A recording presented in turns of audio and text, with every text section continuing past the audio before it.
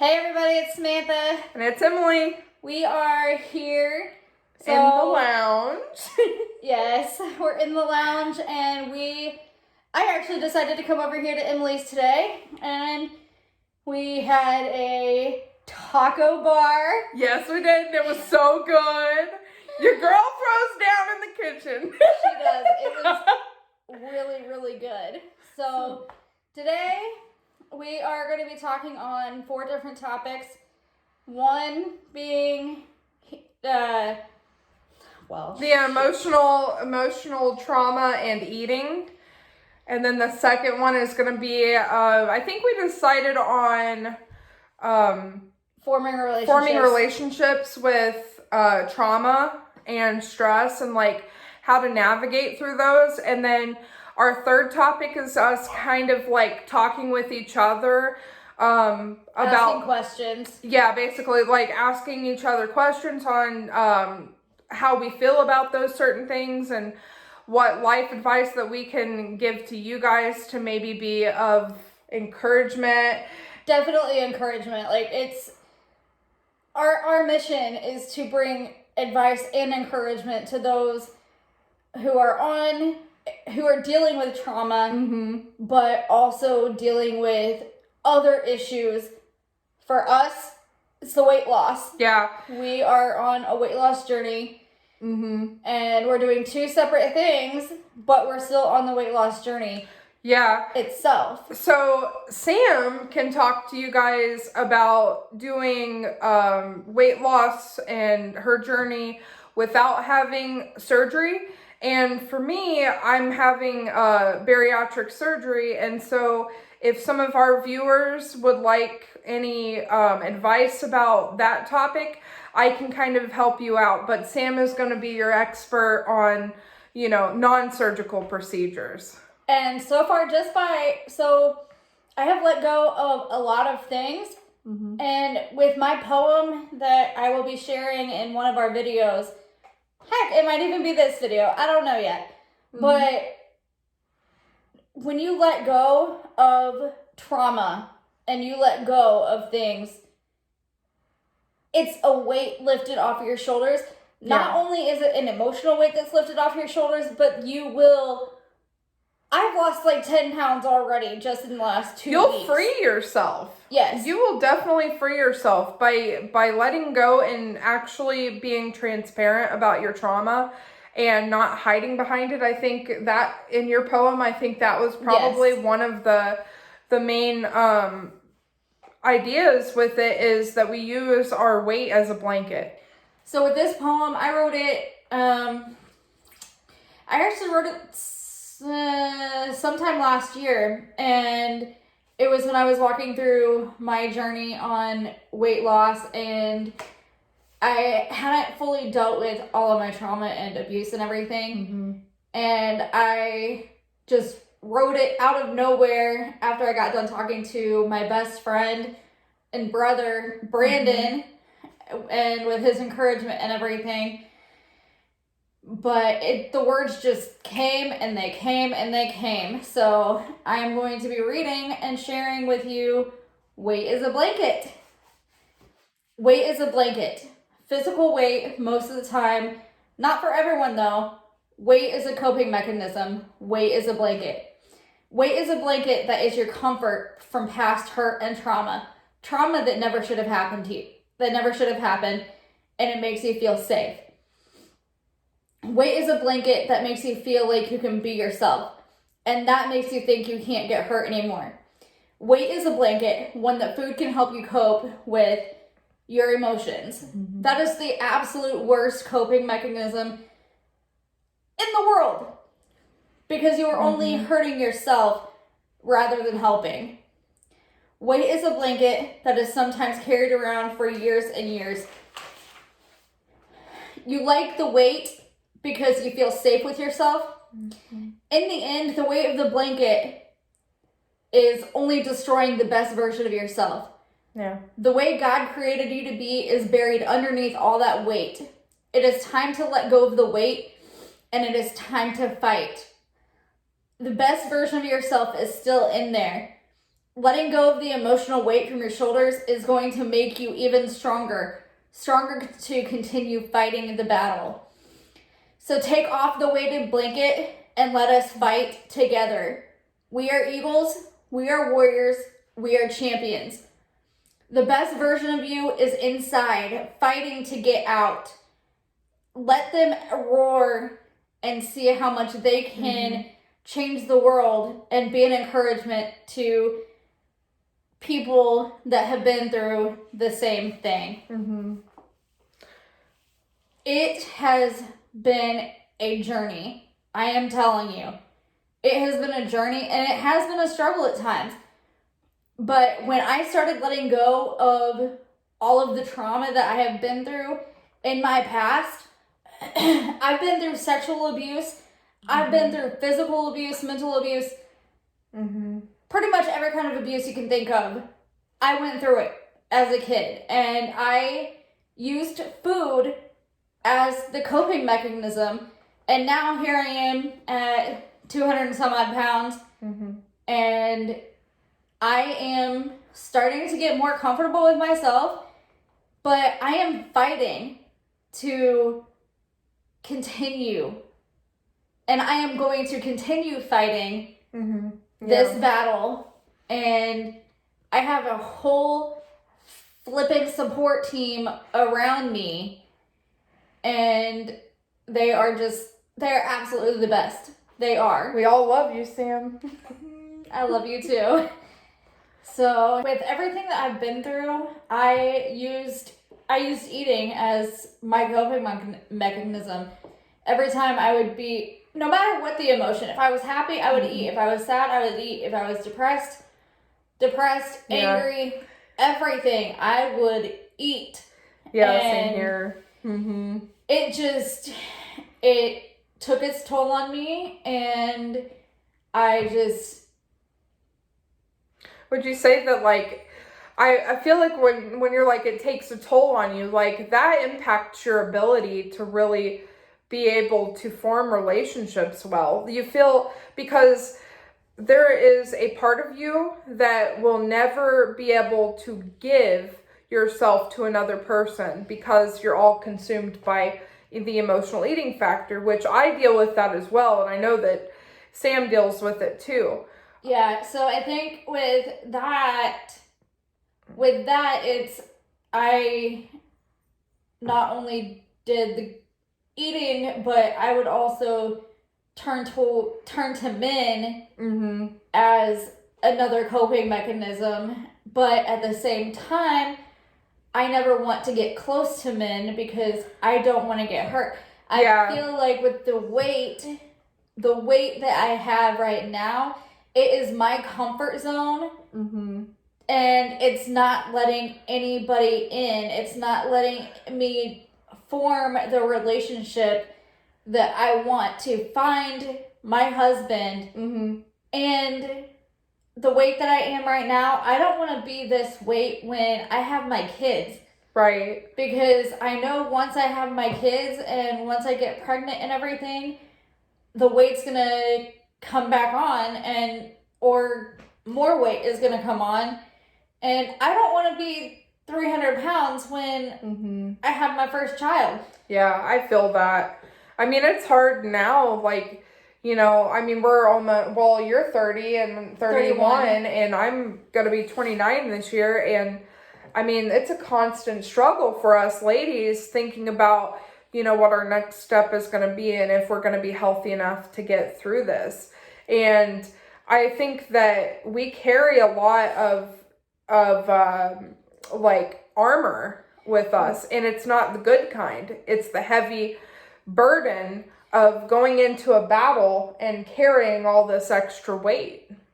We feel like we can't be ourselves, like we cannot express ourselves. We feel like we have to hold everything in and not be able to share what we are feeling. So therefore, with me and Emily, we use eating as that cope.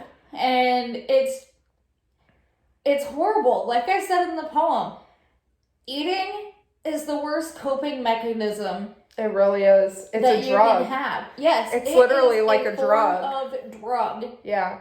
And it is. I would actually argue and say that it is probably the worst drug that you could put in your body, because anybody can stop a drug, right? But an active eater and an active food addiction, you are faced with your struggle every day to survive, because we're not born to want drugs. We're born to need food from a young age, from a baby. A baby cries to eat, right?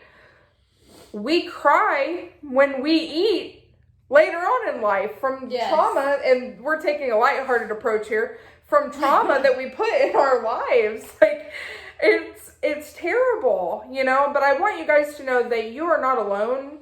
Me and Sam want to talk to you guys and hear your struggles, hear what, you know, you're going through on a day-to-day basis, and be of encouragement. Yes. The next topic that we're going to talk about is emotional eating and trauma. And I think that you guys would find this a little bit more helpful too, in terms of coping. One of the things we really need is to have accountability with ourselves and with a partner. And so me and Sam complement each other really well, because we both are like-minded. We both want the best for each other and for ourselves, for our futures, and we both want to have children one day. Yes. I mean, one of our biggest goals, I would say, would be to be a mom. Yes. I mean, people ask what your career would like to be, you know, we say, I want to be a mom. Yes. So what are some ways? I want to be a mom, and I want to travel the world. And with us carrying the weight around, it's so hard. I just went to go see some waterfalls, and trekking down as far as we had to go, and what we had to go through. Going down was easy. Yeah. Getting back up. I feel that. Coming back up, it was, yeah, it's like me and my husband. My body was like, nope. Reject. Not doing it today. Nope. And we were going to go see another waterfall. My body was screaming at me. Mm-hmm. But that's one of the things, like, for me, so Sam had her experience just recently. Just recently, I had mine too with my husband and I. We went to Michigan, and we were trying to go to the dunes. And going down the path was like almost a mile, and I couldn't do it. And my feet kept slipping in the sand, and it was awful, and it was hot, and it was humid, and I just couldn't keep up. And our emotional eating gets to the point where just every day can be traumatic for us. And we can't do simple tasks. Like, we can't feel like we can get up and go on a vacation and get to the end point without feeling miserable. Yes. And sometimes it can be like really, really awful for our families to have to go through that too. Because what'd you say? You don't want to be like struggling in front of them, you know? You don't want to be struggling, and you don't want to have to depend on them, because what if you decide to go do it by yourself? Yeah. You're not going to have, if you go and do it by yourself, you're not going to have anybody there to help you get back up. Right. Thankfully, I had my sister with me, and I had to use her a few times to pull myself up. I'm like, my legs were done. Right. And that's another thing. So me and Sam, we believe in Jesus. We believe in God. And when we say that we need someone to lean on, we also lean on Jesus for our day-to-day struggles as well. And I find that, what do you say, meditating, like praying about it would be... Praying and definitely... would help as well, too. Yeah. And back to... And a good church system, too, would be really good. Yes, having the support. Having the support is... it's number one. Mm-hmm. And if you don't have the support, then you feel like you're worthless. Yeah. And let me tell you, you are not worthless, child. Yeah. You are not worthless. And if anybody says that you are, you come find Emily and Sam, and we will let them know, won't we? Yes, we will, because don't even try to call yourself worthless. Don't try to call yourself any negative thing.